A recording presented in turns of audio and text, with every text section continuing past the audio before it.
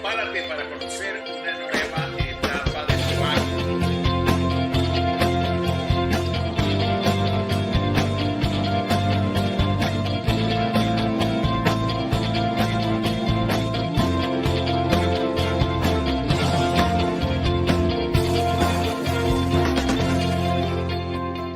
Bienvenidos a Proactívate. Es hora de proactivarse, de poder disfrutar a través de nuestros distinguidos invitados, de sus experiencias, de sus trayectorias profesionales, casos de estudio, trayectorias a nivel personal y profesional que han permitido llegar a donde están en estos momentos. Así que gracias por estar conectados con este espacio de Proactívate. Les recordamos que estamos transmitiendo en vivo por Instagram y por Facebook a través de nuestras cuentas @soyfranciscoduarte en Instagram y Soy Francisco Duarte por Facebook. También este programa se transmite y se graba por YouTube y vamos a poder tener la grabación de Pilar en unas horas después de esta transmisión. En Zoom estamos transmitiendo bajo justamente esta vía, esta modalidad, y les deseamos y les recordamos a todos suscribirse a nuestro canal de Proactívate con Francisco Duarte en YouTube. Serán bienvenidos sus comentarios, sus aportes y la publicidad y la promoción que puedan hacernos a nuestro canal para que cada vez más personas puedan disfrutar de todas estas maravillosas experiencias que hemos tenido en nuestro canal. Bienvenido al equipo de Proacti Consultores, a mi equipo querido, y estamos también saludando a todas las personas que se conectan desde los diferentes continentes a esta actividad. Entonces, lo maravilloso de estar acá en esta virtualidad, ¿verdad? El poder saludar a tantas personas en tantos continentes y en contextos tan distintos. Así que bienvenidos todos a Proactívate. Bueno, les comento que la entrevistada de hoy es una persona para mí muy querida. Les confieso que la conocí de manera directa hace muy poco tiempo, pero de manera referencial la conozco desde hace muchos años. No quiero decir cuántos para no comprometer a nada en particular, pero nos une a Pilar y a mí una amistad compartida con otra amiga que es Matilde Leal, ya no presente en esta tierra, pero que siempre pues fue un referente justamente para mí y sigue siendo un referente para Proactive. Y ella pues me refería y me hablaba mucho de Pilar Patiño. Así que para mí Pilar es todo así como un gran misterio, ¿no? El poder saber acerca de Pilar y poder disfrutar hoy de esta entrevista. Pilar es psicóloga de profesión, es socia fundadora de Patiño y Partners, Patiño y Asociado. Pilar tiene una experiencia importantísima y una trayectoria profesional impecable de más de 45 años, 46 años en el mundo de recursos humanos, en el mundo de selección de personal, búsqueda de talentos, identificación de talentos, y en general es una persona, digamos, con una multidimensionalidad. Ella es también una coach organizacional, es coach mentor bajo Centro UNESCO, que es también una modalidad de coaching en Venezuela. Es un especialista en consultoría de procesos, bioenergética y biodinámica, y además es miembro del Comité de Recursos Humanos de la Cámara Venezolana Americana de Benanchán en Venezuela, y una persona de la cual podemos aprender muchísimo. Así que el tema que seleccionamos de manera conjunta entre Pilar y yo es el siguiente: es la renuncia silenciosa, gestión de equipos multigeneracionales. Es un tema que nos atrae y es un tema fascinante. Bienvenida Pilar Patiño a Proactívate, y el micrófono es tuyo. Muchas gracias, Francisco, por la invitación, por tus palabras. Gracias a todos por estar presentes y bueno, espero que les sea útil lo que vamos a conversar hoy. Gracias, Pilar. Gracias por estar acá. Pilar, fíjate que leyendo recientemente y buscando también documentarme también sobre este tema que estamos conversando el día de hoy, revisaba unos informes del Foro Económico Mundial donde se decía que las compañías que entiendan los códigos y expectativas de las nuevas generaciones y que preparen a sus líderes para relacionarse con estas nuevas generaciones serán las que aseguran el éxito en el futuro. ¿Qué opinas tú de esta afirmación del Foro Económico Mundial? Totalmente de acuerdo. Todas las generaciones cambian. Siempre una generación considera que la suya fue mejor que la que le precede. El punto es que cada generación enseña y estas generaciones nuevas nos están enseñando muchas cosas. El límite que empezó con la pandemia, donde tuvimos que mirarnos hacia adentro, significó también empezar a considerar que aparte del trabajo, teníamos una vida personal, cosa que muchas veces no la mirábamos. Pues estos jóvenes de ahora nos están enseñando el equilibrio entre lo que es la parte laboral y la parte personal. Ellos no quieren sacrificar la parte personal, que nuestras generaciones muchas veces la sacrificábamos. Entonces creo que para nosotros es un gran aprendizaje. Y el manejo de esta gente, para todos los que se abran a la experiencia, puede ser muy enriquecedor. Excelente. Y fíjate que realmente eso totalmente de acuerdo contigo y en mi experiencia personal, que justamente convivo pues cotidianamente con mi hija, que justamente forma parte de esta nueva generación, suscribo totalmente eso que planteas, ¿no? Y la importancia de respetar eso que llaman los tiempos de ocio y los tiempos también digamos, de distracción, ¿no? Y de dedicarse a otras cosas que no tienen que ver necesariamente con el tema laboral. Fíjense que me llamaba también revisando estos informes, Pilar, este siguiente dato, ¿no? Que tiene que ver con lo siguiente. Dice, el 50% de todos los empleados necesitarán volver a formarse para 2025, a medida que aumenta la adopción de la tecnología. Esto es un informe de futuro de los empleos del Foro Económico Mundial también. ¿Qué hacer entonces para que un millennial aprenda a un baby boomer y para que un baby boomer también quiera obtener los conocimientos de una persona de una generación X, por ejemplo?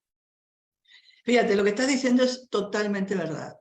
Quien no entre, quien no se abra a los nuevos conocimientos, quien no se recicle y se quede sin cambios de sí mismo, posiblemente no pueda comunicarse con otras generaciones.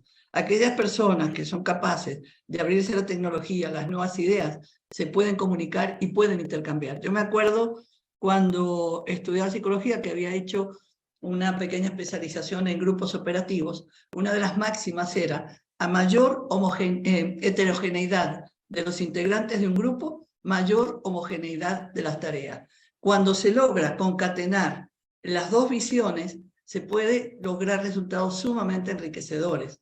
Ahora, es fundamental las generaciones actuales que estén abiertas, que entiendan también a las generaciones posteriores, porque a veces no se comprende bien a la gente mayor, no se tiene tolerancia, a lo mejor hay ritmos distintos, los jóvenes son muy rápidos, quieren todo ya, la gente mayor es un poco más reposada, también esa presión de los jóvenes de todo ya. Entonces, la mejor manera de integrarse es conocerse, que los grupos, sobre todo quienes ejercen el liderazgo, busquen esa integración entre personas multiculturales. Y te cuento una cosa interesantísima, el año pasado, por primera vez en mis 46 años de headhunting, coloqué una persona de 60 años. Nunca pensé que iban a contratarla. La contrataron y están felices. ¿Por qué? Porque tiene la experiencia, tiene el sentido común. La gente joven tiene la audacia, tiene la innovación y tiene los conocimientos tecnológicos mucho más avanzados. Imagínate mezclar esas dos cosas que se puedan entender, qué resultados maravillosos habría. Sin duda, claro, y esa combinación maravillosa, ¿no? Entre la experiencia y eso que dices tú, pues la disrupción, la efervescencia, ¿no? Que, digamos, todas las nuevas generaciones pueden aportar. Esa combinación, sin duda, va a a denotar pues, los próximos caminos laborales y de selección y en general de desarrollo en los próximos años, ¿no? Mira, discúlpame un segundo, Francisco, justamente en una charla que está presente ayer, dijeron algo interesantísimo también. Ya no se puede pensar en profesiones, salvo cosas muy específicas. Por ejemplo, hay biólogos ya que están siendo gerentes generales. ¿Quién iba a pensar, por lo menos en el caso de Venezuela, hace 10 años atrás, que un biólogo podía ser gerente general? Y si no es, si hay casos. Es decir, hay que romper los esquemas, hay que romper los paradigmas, ser mucho más disruptivos y darnos cuenta que todavía tenemos mucho que aprender y abrirnos al aprendizaje y al conocimiento. Así es, así es. Y la adquisición de nuevas habilidades también, Pilar, ¿cómo se da? Justamente yo mientras desayunaba, estaba escuchando una entrevista de un canal de televisión con una presentadora y ella comentaba su caso de cómo llegó a ser influencer y cómo llegó a ser presentadora de televisión. Y resulta que justamente fue a través de un modo totalmente atípico, ¿no? En términos de lo que podemos denominar selección adecuada de la persona a ese medio, que sabemos que son medios, por lo menos aparentemente, tan competitivos y tan difíciles de acceder, ¿no? Y ella contaba, pues, gracias a eso, gracias a esas cualidades que son totalmente de carácter, yo diría, distinto, ¿no? Pudo justamente llegar a ser una de las presentadoras de televisión en estos momentos más exitosas. Entonces, qué interesante cómo se han ido transformando pues los conceptos. Ya no es entonces que la presentadora tiene que ser una periodista con tantos años de trayectoria, etcétera, sino alguien que surge en el ambiente por las razones que fuesen y que tiene buen posicionamiento a nivel de las redes sociales y que puede entonces perfectamente considerarse como una candidata adecuada para ese tema. Tú dijiste, Francisco, hace un minuto nombraste la palabra cualidades. Y yo la cambiaría por competencias. Creo que hay un cambio fundamental en eso. La experiencia es importante, el compromiso es importante, pero la relación del compromiso con la gente en estas generaciones ha cambiado. No es el compromiso que nosotros entendíamos de antes. Lo que sí es importante darnos cuenta que hoy en día es más importante el compromiso consigo mismo, la resiliencia, es decir, la capacidad de reaccionar frente a los imprevistos, la apertura al conocimiento, la pasión por lo que se hace. Esas cosas son mucho más importantes. Cuando tienes una persona que tiene esas competencias, lo otro se aprende. Sí, ya, totalmente de acuerdo con eso, Pilar. ¿Y qué podrían querer entonces estas nuevas generaciones, Pilar, para encontrar propósito en su trabajo? ¿Qué se requería entonces para encontrar ese propósito para las nuevas generaciones? Mira, yo creo que hay un tema importantísimo aquí también, que es el manejo de las diferencias. ¿Okay? Muchas veces me he encontrado en las empresas que los gerentes, los líderes, los que tienen las decisiones, no se dan cuenta que en un equipo hay gente diferente, que unos van a 120 y otros van a 180. Entonces es importantísimo manejar las diferencias, darse cuenta que somos todos diferentes y que si escuchamos lo que cada persona quiere, se puede solventar el tema del compromiso. ¿Por qué? Porque hay distintas maneras de compromiso. No necesariamente te tienes que comprometer a 12 horas de trabajo para dar resultados. A lo mejor lo das en 4 horas. Entonces el compromiso es diferente para cada persona, por supuesto para cada empresa. Una planta exige más horas, ¿ok?, de trabajo de repente que un trabajo de oficina. El trabajar en una casa es diferente al trabajo presencial. Entonces la pandemia ha sido el hito que ha permitido estos cambios que están sucediendo y que tienen mucho que ver, mucho paralelismo con las nuevas generaciones. Así es, así es. Y fíjate que nos recordábamos cuando conversábamos, Pilar, en la coordinación de esta entrevista, nos recordábamos esos tiempos cuando salíamos de alguna organización y salíamos más temprano de lo que era el horario común de salida y nos veían raros, nos veían como extrañados, ¿verdad? Sobre todo los niveles directivos de que cómo era posible que nos fuésemos tan temprano, ¿no? Como si fuese algo totalmente inadecuado desde el punto de vista de ética laboral, ¿no? Y es justamente lo que no se había entendido, que realmente el trabajo es uno de los contextos del desempeño del ser humano. Por aquí en el chat tienes ya varias flores que han venido cayendo acá. Pilar, dice Arturo Guevara, que es un también invitado a Hola Proactívate. Arturo. Gracias por estar, Arturo, acá, y también una persona con una experiencia importantísima en todos los temas vinculados a recursos humanos, ¿no? Aquí Arturo te saluda y te dice que Pilar es una excelente profesional y que estamos disfrutando de este webinar, ¿no? Así que gracias, Arturo, por estar conectado. Y Jair Cerrada, que es otro de los compañeros y coach, consultores en Proactive, muy consecuente también con Proactívate, formuló una pregunta en el chat y siempre prefiero que sea más bien él quien la formule verbalmente. Adelante, Jair. Gracias, Francisco. Pilar, ¿cómo estás? Mucho gusto en conocerte. Igualmente, Francisco. Jair. Pilar, entonces el significado de compromiso hay que revisarlo hoy.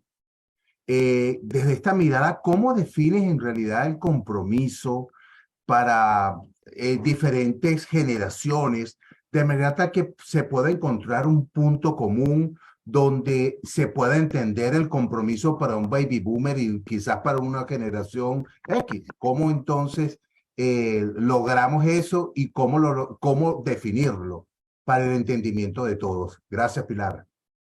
Mira, yo creo que primero hay que conocer a la gente. Es decir, en cada empresa, cada gerente, cada líder tiene que conocer muy bien y escuchar, tener una escucha muy abierta a qué piensan, qué sienten y qué quieren cada uno de los integrantes de su equipo.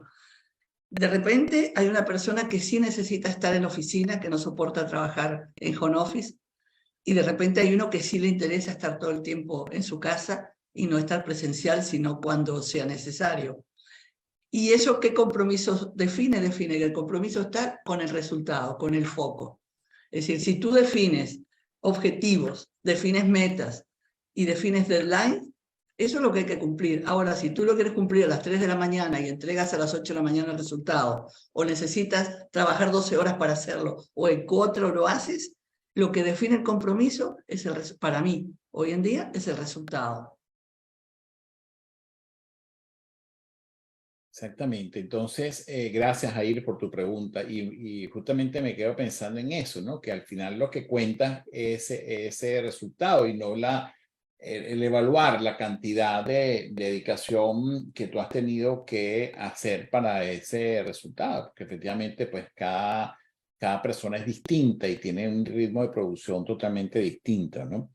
Mira, Francisco, me gustaría añadir algo en relación además a lo que tú decías antes. Yo trabajé muchos años con el representante en Venezuela de Ernst & Young y la gente de auditoría se quedaba hasta las 7, 8 de la noche en el piso de auditoría. Y yo decía, pero bueno, ¿qué están haciendo hasta esas horas todos los días? Y un día bajé, yo estaba en el piso 6, ellos creo que estaban en el 4, en el 5, y me di cuenta que están hablando de béisbol. Emocionalmente involucrados y con entusiasmo hablando de béisbol. Entonces ahí me di cuenta que muchas veces los horarios no significan nada. Tú puedes estar horas en una silla sin hacer nada o hacer muy poco. Y sin embargo, en 4 o 5 horas puedes resolver una cosa importante. Ese día o un día después viene a colación la anécdota de la que hablabas antes. Yo por cuestiones personales salí a las 5:30 de la tarde. En uno de los socios de la firma vino, miró el reloj y me dijo, ¿y a dónde vas a esta hora? Y era la primera vez que salía yo a esa hora, porque siempre salía más tarde. Y nunca hubo cuestionamiento, porque siempre se cumplieron los objetivos. Es decir, el horario no implica que tú cumplas objetivos. Así es, claro, efectivamente es un solo factor, pero ha sido el factor como que preferencial a la hora de evaluar desempeños muchas veces en las organizaciones, ¿no? Ahora, también es importante darse cuenta que todos tenemos un ritmo distinto, ¿ok? Que hay gente que te resuelve una cosa muy rápido y otra gente que necesita más tiempo. De ahí la habilidad del líder de darse cuenta qué ritmo necesita entre la gente de su equipo y darse cuenta que puede haber gente que requiera más tiempo y darle la oportunidad si igualmente llega a los resultados. Claro. Y efectivamente, ¿no? Y cada persona es distinta. Y ahí me lleva a una siguiente pregunta, Pilar. ¿Cómo conciliar este tema de trabajar solo versus trabajar en equipo? Porque cuando estamos de manera presencial, pues de manera natural se van como que conformando las formas de trabajo. Sin embargo, a nivel virtual, ¿cómo puedo hacer eso? ¿Cómo conciliar que otras personas me puedan a mí ayudar a hacer el trabajo o mi trabajo y no hacerlo yo de manera individual? Bueno, fíjate, bueno, partamos de la base que hay gente que prefiere trabajo individual, que prefiere trabajar solo, no le gusta trabajar con gente, ¿ok? Y si la labor de esa persona es muy buena, hay que respetarla.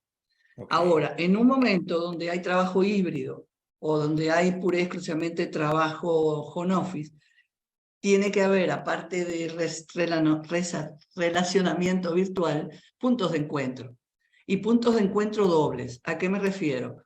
A puntos de chequeo de objetivos y resultados y dificultades para llegar a los objetivos o necesidades y recursos para llegar a esos objetivos, pero también un espacio más lúdico, donde haya un compartir más humano con la gente, que eso permite un acercamiento. Y de repente eso te lo da, oye, que se reúne el equipo una vez a la semana. Y a lo mejor una vez a la semana fuera de la oficina o en parte de la oficina y luego se van a un café a tomar café o lo que sea y a compartir de otra manera. Eso que permite que el líder tenga mayor cercanía con su gente. No, y totalmente en concordancia con eso, lanzo acá un dato antes de darle la palabra a María Sofía, que había había levantado la mano. Fíjate que justamente revisando estos informes a los cuales le hacía referencia al inicio del programa, dice que cerca del 40%, y esto me impactó este dato, cerca del 40% de la población activa laboralmente, según este estudio que hace el Foro Económico Mundial, una muestra bastante considerable, declara estar agotada.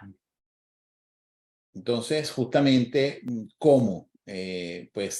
Para las organizaciones se plantea entonces este desafío, cómo todo lo que tú decías, cómo combinar pues, este tipo de elementos para poder hacer el trabajo más llevadero y más, digamos, más satisfactorio para todos, ¿no?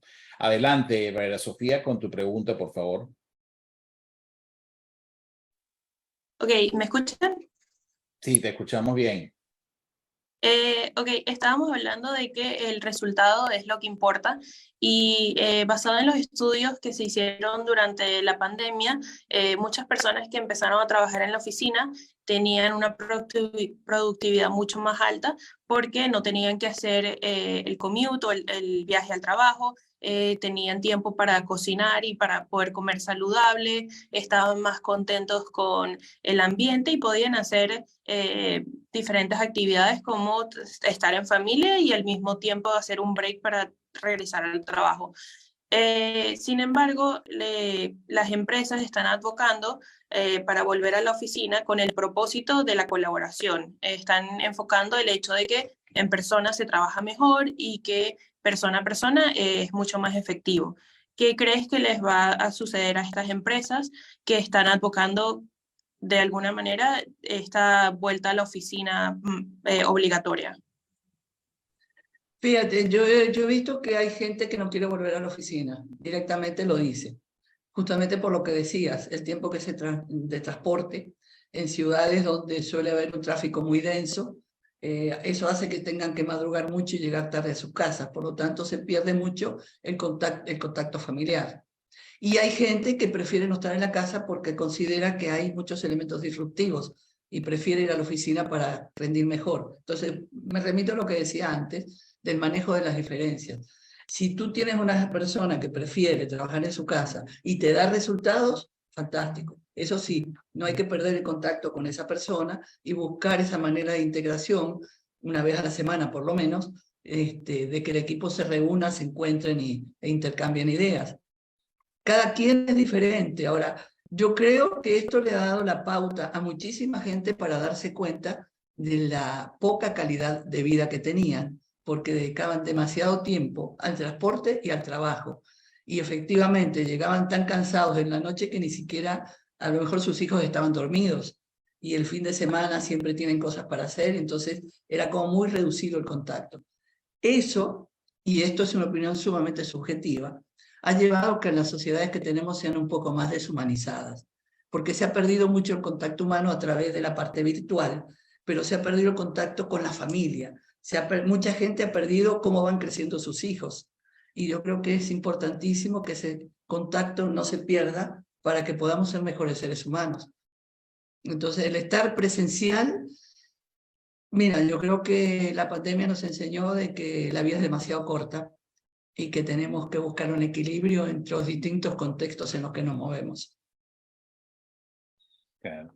Y justamente entonces, Pilar, en función de estos procesos de selección y estos procesos de identificación de los líderes, ¿cuáles son esos atributos o competencias, como tú bien lo señalabas, más importantes de los líderes de éxito hoy en día?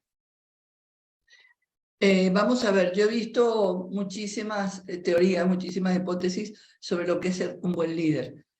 Yo parto de que para ser un buen líder tienes que ser primero una buena persona. Es decir, no puede haber incoherencia entre que tú no seas una buena persona y seas un buen líder. Y eso sucede.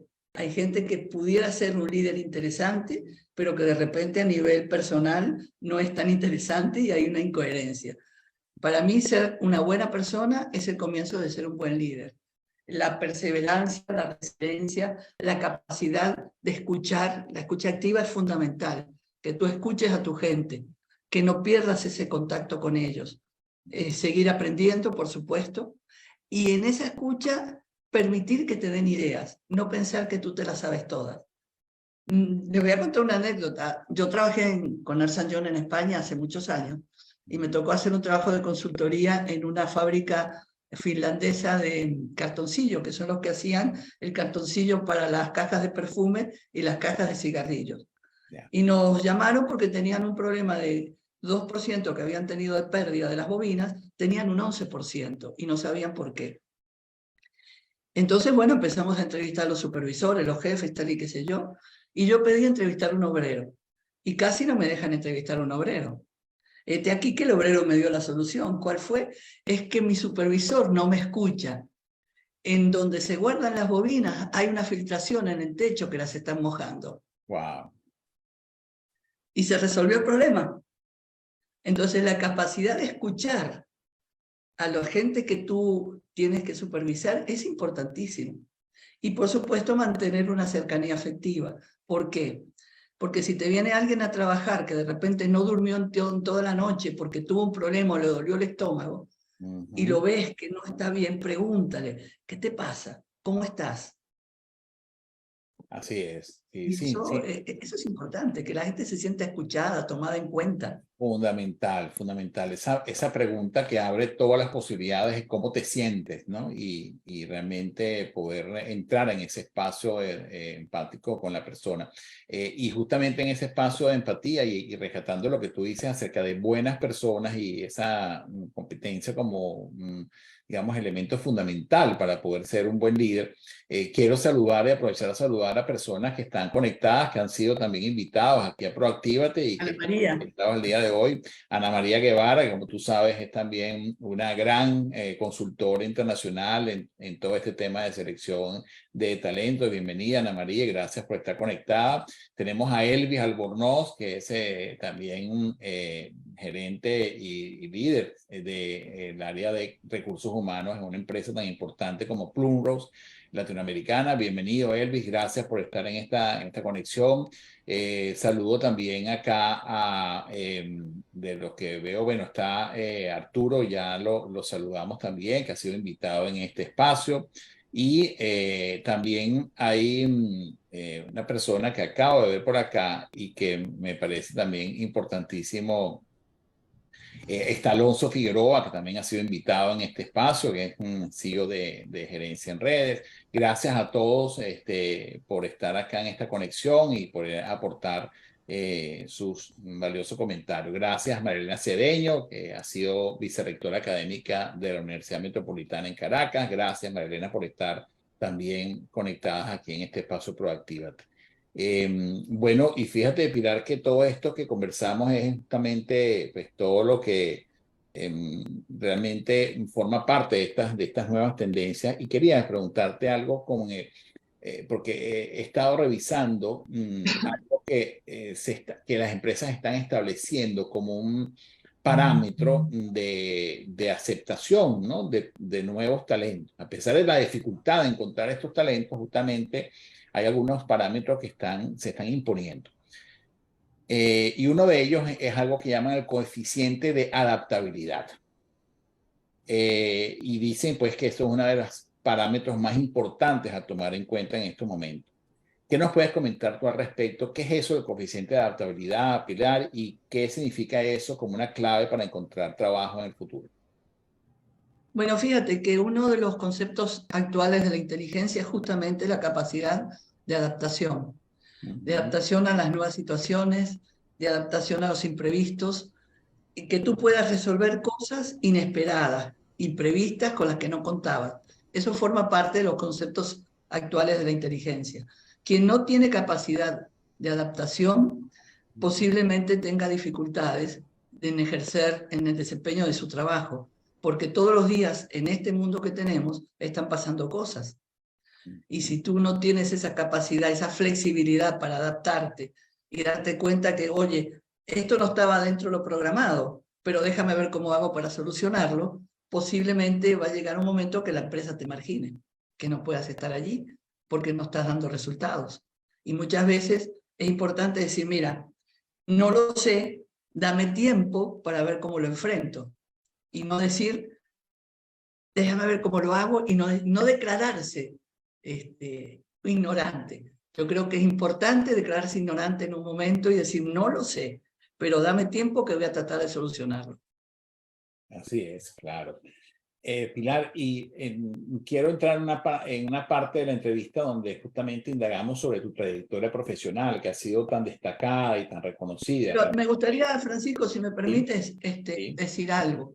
Sí. En esta charla que estuve ayer, que me pareció interesantísima, fue con el presidente de Pricewaterhouse aquí en Caracas. Ajá. Él decía que la mirada que nosotros tenemos o teníamos sobre el mundo ha cambiado. El ombligo del mundo antes era, digamos, lo que era el Atlántico, por ponerlo en palabras, y los países que daban al Atlántico, Europa, Estados Unidos, Pero ahora el mundo cambió. Yeah. Y la mirada es hacia los países de Asia, hacia el Pacífico. Claro. Los seres humanos también tenemos que cambiar nuestra mirada. Ya no podemos ver el mundo como lo veíamos antes. El mundo ha cambiado, y si nosotros no somos capaces de cambiar nuestra mirada, de ver el mundo, posiblemente tengamos muchas dificultades de adaptarnos a lo que está sucediendo.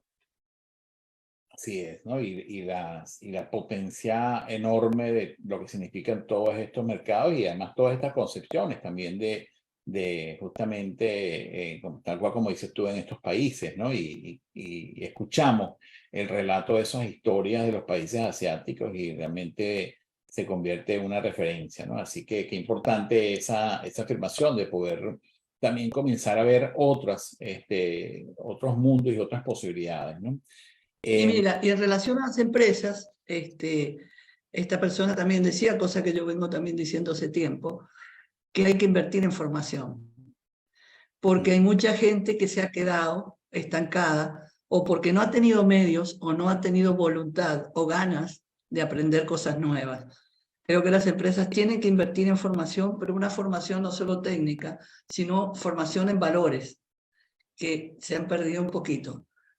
Formación en temas más personales que propendan a apoyar a la gente en cuanto a su salud mental, que ese es un tema que no hemos tocado, pero que es muy importante, porque la pandemia ha dado como resultado que mucha gente ha desarrollado problemas que tenía a lo mejor, pero los tenía muy guardados.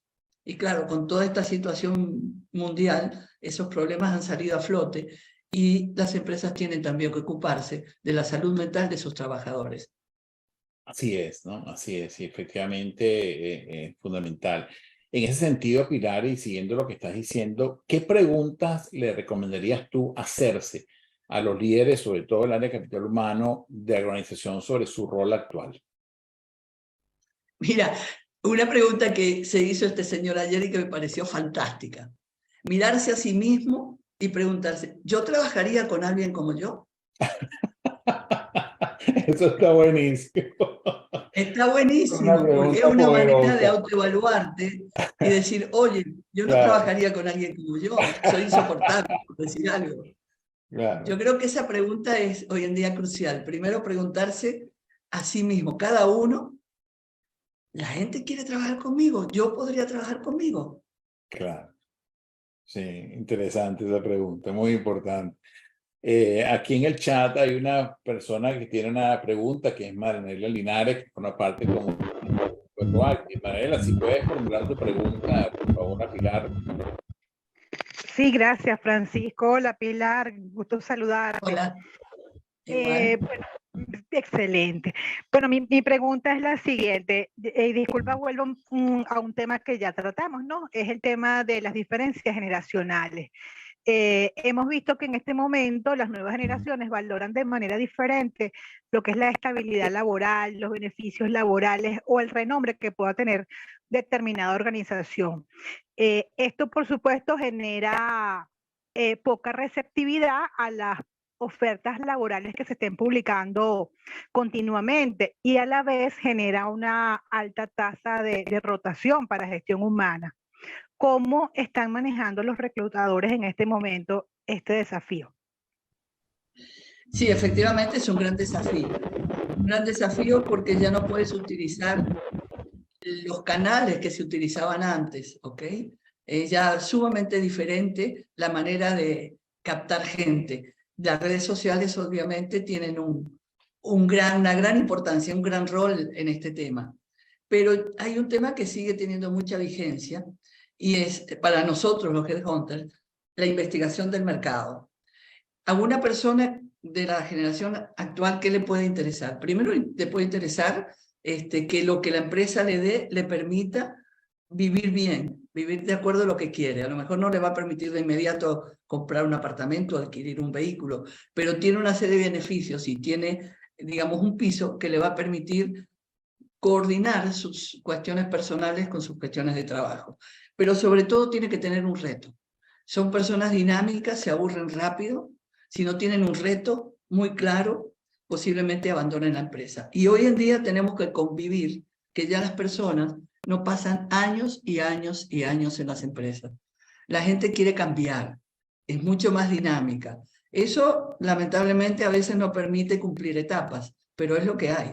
Tenemos que adaptarnos, que hoy en día los currícula ya no tienen, pases 8 años en esta empresa, 6 años en esta, ya no tienes que ver si el motivo de cambio de cada una de las empresas. En nuestra experiencia, el motivo de cambio de la gente joven es que se aburrían, que querían otros retos y que querían más tiempo para ellos. No sé si eso contesta a tu pregunta. Sí, gracias. Gracias a ti, Maranela. Pilar, fíjate que al inicio de esta conversación comentabas que en Proactive hemos venido desarrollando 3 grandes líneas de acción a raíz de un proceso de mentoría que hemos estado haciendo acompañados por Adrián Coté. Esas 3 líneas de acción las hemos definido de tal manera, ¿no? Es experiencias de servicio, coaching organizacional y liderazgo todoterreno. ¿Qué es para ti un líder todoterreno? Para mí es esa persona que, como te decía antes, tiene cercanía con la gente, no pierde de vista los objetivos, enseña a su gente lo que no saben y está absolutamente abierto y adaptable a los imprevistos que vayan surgiendo, busca de manera creativa resolverlos y si hay alguna dificultad, maneja su tolerancia a la frustración y es resiliente, se recompone rápido y sigue adelante, pero sin perder de vista la gente que lo acompaña. Ok, excelente. Wow, una definición contundente y completa. Muy bien. Pilar, en tu trayectoria profesional, háblanos de un error que hayas cometido y qué aprendiste de ese error. Mira, hubo uno que fue muy difícil, hace muchísimos años. Nosotros habíamos hecho una selección de un ingeniero, creo que era un ingeniero de ventas bilingües, si mal no recuerdo, La persona tuvo buenas referencias, la entrevista fue buena, salió muy bien en todas las pruebas. ¿Y cuál no sería nuestra sorpresa cuando varios meses después lo vimos en la Crónica Roja porque había matado a su expareja? Wow. Fue un crimen obviamente de cuestión de acoso sexual y un muchacho joven, yo creo que no tenía 30, 31 años.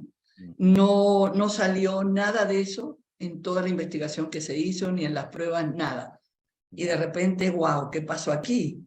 Entonces, ¿qué tiene que ver eso con lo que me estás preguntando? Que hay cosas que no se pueden predecir.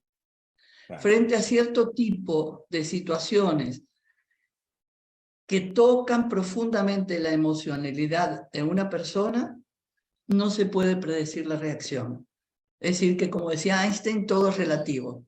Hay un cierto grado de seguridad en tus predicciones, si todo se cumple, pero si hay algún tipo de situación sumamente estresante desde el punto de vista emocional, es imposible preverlo. Ya. ¿Y cuál es la decisión que desearías no haber tomado?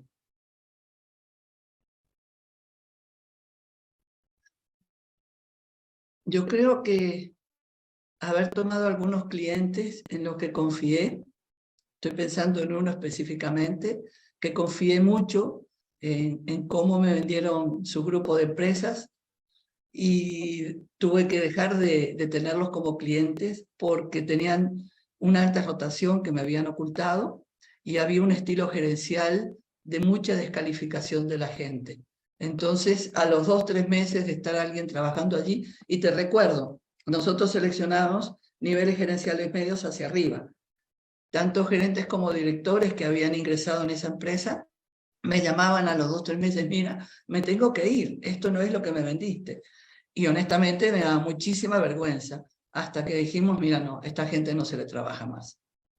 ¿Ok? Desde ese momento que fue lo que aprendí, ser mucho más acuciosa, no solo en lo que el cliente me vende o en la marca, porque de repente tiene marcas y un nombre muy exitoso, pero cuando vas aguas adentro, su estilo gerencial o sus políticas de recursos humanos no son lo que te venden. Entonces eso ha llevado a que seamos mucho más detallistas en el momento de aceptar clientes. Ya, qué interesante eso. Porque para nosotros, fíjate, para nosotros, y eso lo quiero dejar claro, para nosotros es tan o más importante el candidato como el cliente. Sí es. Tienen la misma importancia. Y para mí es un dolor moral hacerle daño a un candidato, sacármelo de un lado y meterlo en otro sin saber que le estoy haciendo daño. Entonces, bueno, eso fue una sola vez que pasó y hasta ahí, más nunca. Claro, claro, qué importante, y además que tiene que ver justamente con la congruencia ética, ¿no? De todos estos procesos que es fundamental, pues, para preservar también la marca y para preservar también los valores que respaldamos, ¿no? Y en los que creemos. Y de toda tu trayectoria profesional, ¿de qué te sientes más orgullosa? Del reconocimiento que tengo. Nuestros clientes y nuestros candidatos confían en nosotros, esto es trabajo de equipo, no solo mío, porque hemos hecho las cosas con mucha ética y con mucho profesionalismo, salvo ese ejemplo que les conté. Realmente consideramos mucho a la persona, le damos toda la información posible. Creo que las personas tienen que saber a dónde van y también tienen que tomar su decisión si quieren o no quieren ir. Y no, a veces hasta le decimos a la gente, no te vayas, quédate donde estás, porque vas a ganar más, pero ahí tienes una serie de apoyos y un entorno que favorece que tú trabajes con mucha mayor felicidad que lo que puedas hacer en este cambio. En ese sentido, utilizamos mucho el coaching con la gente.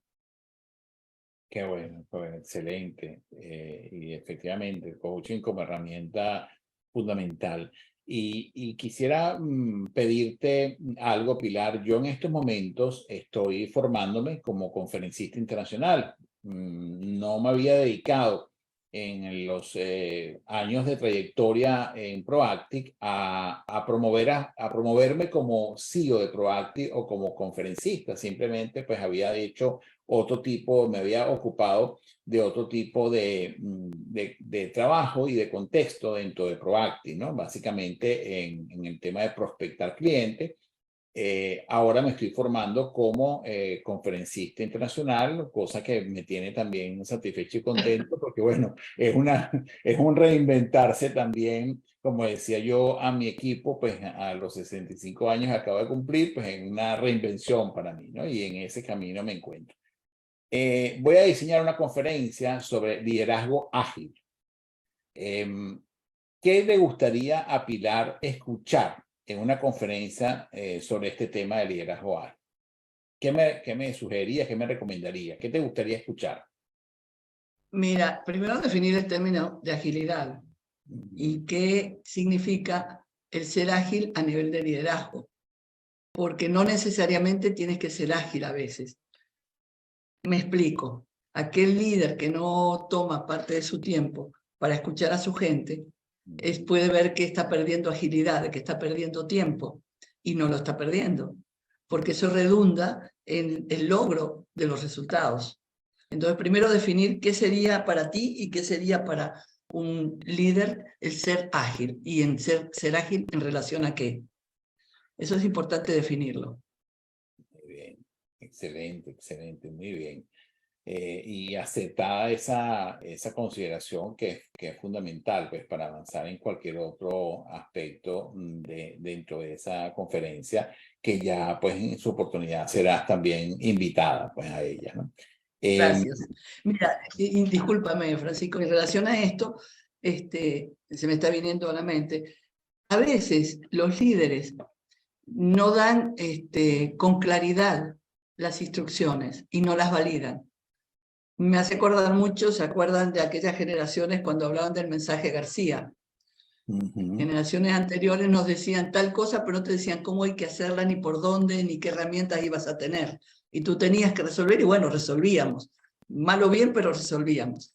Yo creo que las cosas ahora cambiaron. Creo que tienes que explicar muy bien lo que necesitas, y una vez que lo explicaste, preguntar, ¿qué entendiste de lo que yo te estoy diciendo? Es decir, aclarar los términos de lo que se habla. Por eso es importante aclarar lo que tú crees que es agilidad en el liderazgo. Sí, totalmente de acuerdo contigo, Pilar. Pilar, aquí en el chat, Ana María Clemente está haciendo un comentario que me gustaría que ella lo formulara directamente. Adelante, Ana María. Cuando Pilar habló de los candidatos, ¿te acuerdas también en la charla que muchas veces yo le daba más peso a la responsabilidad moral que tenemos nosotros, los reclutadores o los headhunters, que es muchas veces mayor la responsabilidad que tenemos con los candidatos que en sí que con los clientes, porque sacarlos, como decía Pilar, de una empresa para ponerlo en otro y que luego la empresa le vaya mal, es terrible, ¿no? Por eso yo digo que la responsabilidad moral con los candidatos es mayor que lo que nosotros podamos tener nuestra imagen con los clientes, ¿no? Sí. Gracias, Ana María, por tu comentario, ¿no? Sí, gracias por ese comentario, totalmente de acuerdo, ¿no?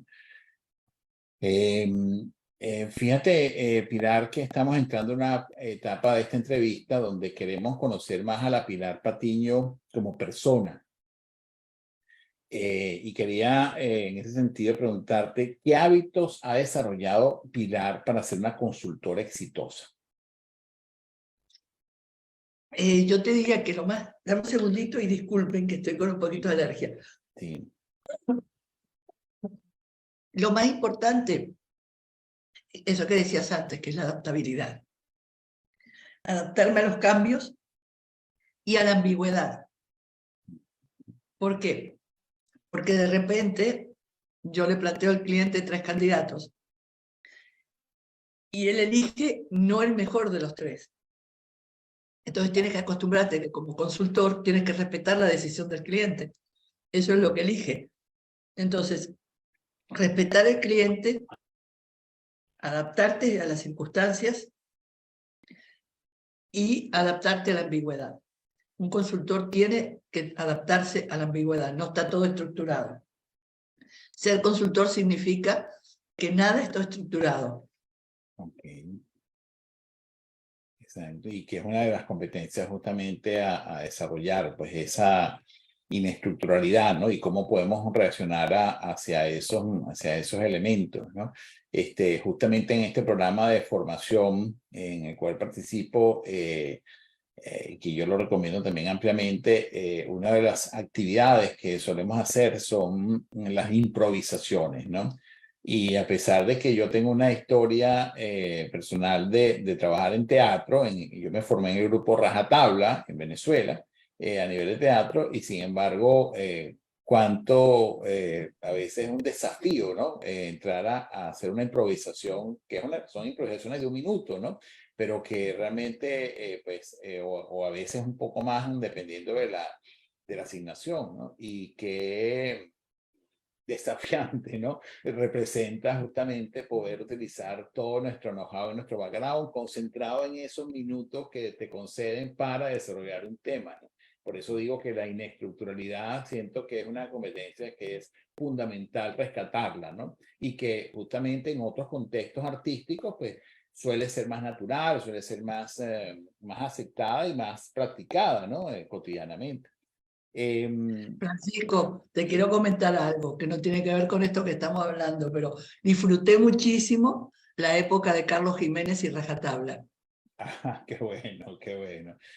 Sí, toda una trayectoria, toda una escuela además, porque la gente conoce Rajatabla, pero es que detrás de Rajatabla existió o existe, ¿no? Una escuela de formación teatral importantísima, ¿no? Yo estaba en ese momento en el liceo y bueno, era como una conexión total, ¿no? Y además una forma de sembrar hábitos de justamente eso, de disciplina, de práctica, de consistencia, ¿no? Además con los mejores, pues, porque realmente hay mucha gente brillante en ese grupo teatral, ¿no? Así que ya haremos un Proactívate especialmente dedicado a eso, ¿no? Que aquí hemos tenido personas vinculadas también al teatro y que, bueno, es una actividad fundamental, ¿no? Cómo vincular esa competencia artística del teatro en términos organizacionales. Pilar, si tuvieses la oportunidad de reinventarte, ¿qué es lo primero que harías? Mira, tal vez, como he sido una persona muy, muy enfocada antes de la pandemia al trabajo, tal vez reenfocaría mi manera anterior de enfocar el trabajo y buscaría más tiempo para mí y para mi entorno. No tanto para el trabajo, no porque lo dejara ni nada por el estilo, sino porque estaba demasiado focalizada al trabajo y yo creo lo que decía hace un rato, que hay que mirar distinto la vida y que hay que estar en todos los contextos posibles y que cada uno se integre y coexistan. ¿Cuál es la persona que más admiras? Disculpa, ¿no te oí? Sí, ¿cuál es la persona que más admiras? Mira, no hay una sola, hay muchas. Simón de Beauvoir, Mandela, sí, hay muchas personas, Lorca, hay muchísima gente de distintos ámbitos. Yeah. Y del punto de vista psicológico, muchísimo a Alexander Lowen, creador de la Escuela Bioenergética en Estados Unidos, que fue discípulo de Wilhelm Reich. Es decir, hay muchísima gente. Yo creo que todos los seres humanos vamos aprendiendo cosas en el camino, vamos absorbiendo conocimientos de gente que es importantísima en cada etapa de nuestra vida. De manera que habría que hacer un listado largo de toda la gente que ha contribuido a mi formación y que han dejado huella en mi vida. Manuel Barroso, por ejemplo, que tú también conoces. Sí, claro. Totalmente, claro. Son personas que han dejado escuela realmente detrás de ellos, ¿no? Mi maestro de bioenergética, Alberto Danjoa. Es decir, hay mucha gente. Ya. Fíjate, ¿cuál es la pregunta que nadie te ha hecho y te gustaría que te hiciesen? A ver. Bueno, tú sabes que a mí me gusta escribir.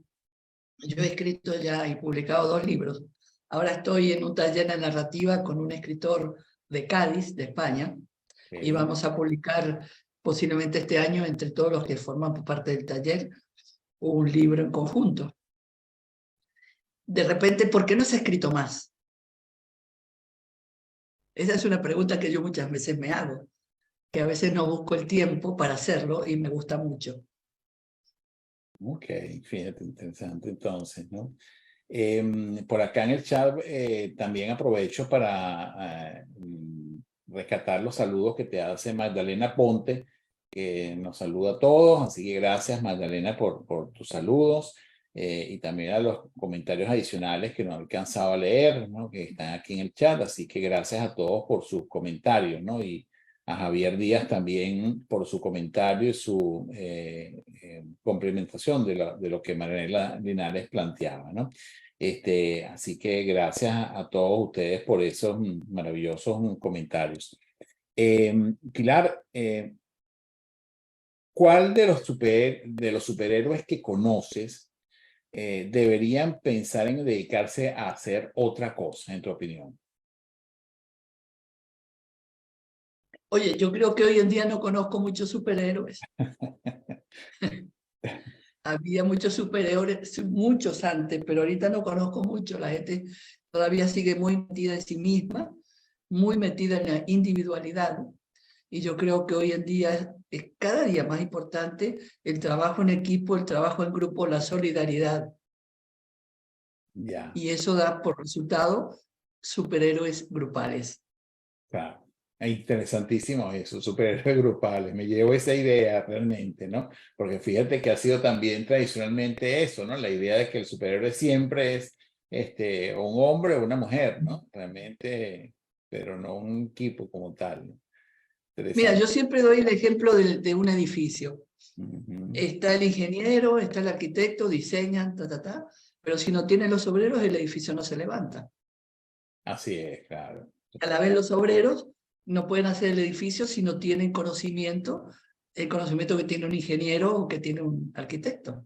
Uh-huh. Exactamente. Por aquí ya nos apuntan que por eso es que después crearon la Liga de la Justicia, dándose cuenta de ese error quizás histórico, haberse enfocado en individuos, ¿no? Entonces ahora comienza a surgir este tipo de ideas de la Liga de la Justicia, pues, ¿no? Por acá también dice, pero Magdalena Ponte ratifica pues que mi admiración para ustedes, gracias Magdalena, y saludo también por acá a Raiza Villalobos, quien es una persona que conozco desde hace muchísimos años, también con gran experticia en el área de recursos humanos y también a su líder que es Mercedes Suero, así que saludos también a esas personas, ¿no? Francisco, sí. Me gustaría decir algo ahora que estás diciendo que nombraste recursos humanos. Sí. Fíjate, yo creo que es absolutamente fundamental y estratégico el rol de recursos humanos hoy en día en las empresas. Ya recursos humanos no es hacer nómina, no es calcular despidos ni vacaciones, no es inclusive hasta estar en tanto en temas sindicales, sino en temas más estratégicos orientados a la gente, orientados a conocer las dificultades de la gente, las necesidades de bienestar, es decir, conocer con qué están trabajando, cuáles son sus necesidades, cómo generar bienestar, y recursos humanos tiene que estar presente en las juntas directivas de las empresas o en los comités directivos de las empresas. Así es, adquirir ese rol. Totalmente de acuerdo con esto que afirmas, Pilar. ¿Te agrada tomar vino? Sí, de vez en cuando. Ok, ¿y qué vino, qué tipo de cepa prefieres? Mira, en blanco es el albariño, tal vez porque yo nací en España, soy gallega. Así es. Entonces sí. soy fan del albariño. Y sí, aún se te nota es ese acento español, Pilar, ¿viste? No lo has perdido. Totalmente, Sí. totalmente. Bueno, en realidad yo pasé en España 5 años, los primeros 5 años de mi vida. Después mis padres emigraron a Uruguay y yo emigré a Venezuela. Ya. ¿Y en blanco y en tinto, qué prefieres? Rioja. En Rioja, claro. Rioja o Malbec. O Malbec, claro. Bueno, Pilar, yo te diría que me parece que tú eres como esos buenos vinos, ¿verdad? De cosecha que realmente pasan los años y te comienzas igualmente a perfilar y a madurar, pues de una manera extraordinaria y maravillosa. Tengo un minuto, Elvis, para tu intervención, así que te agradezco brevedad para poder ya ir cerrando con Pilar. Adelante, Elvis. Yo solo quería comentar que, Pilar, te he visto, no te conozco personalmente, te he visto en distintas reuniones en la Cámara Venezolana Americana y en otras reuniones, ¿no? Y escuchándote me permito este, ofrecerte un buen feedback, un buen comentario. La verdad me impresiona mucho la sencillez, la practicidad, la humildad y el conocimiento profundo que tienes. Yo admiro personas como tú que han logrado dentro de todo el universo de información que manejan hacer conclusiones sencillas y que revisten tanta profundidad. Agradecido, Francisco, por la invitación y Pilar, muchísimas gracias por compartir tanta belleza de información y de conocimiento que tienes. Gracias, Elvis, a ti por tus comentarios. Gracias, Elvis, también por ese maravilloso comentario y también yo digo que los buenos somos más, Elvis, así que tú formas parte de ese club también y Pilar sin duda alguna, ¿no? De ese club de las personas, de las buenas personas, ¿no? Gracias, Elvis, además que también han sido un invitado de lujo aquí en Proactívate. Claudia Tepedino de Proacti dice, la escuchamos hablar de felicidad, compasión, colaboración, interesante mirada de liderazgo. Bueno, gracias Claudia por tu comentario. Nos acercamos al cierre ya de esta entrevista. Pilar, quiero darte las gracias. Para mí ha sido un privilegio tenerte acá conmigo. Además, esta conversación tan sabrosa desde tu trayectoria, desde tu espontaneidad, desde todos los comentarios y preguntas que han surgido. Me siento totalmente satisfecho y privilegiado de el haber conversado contigo en este espacio Proactívate.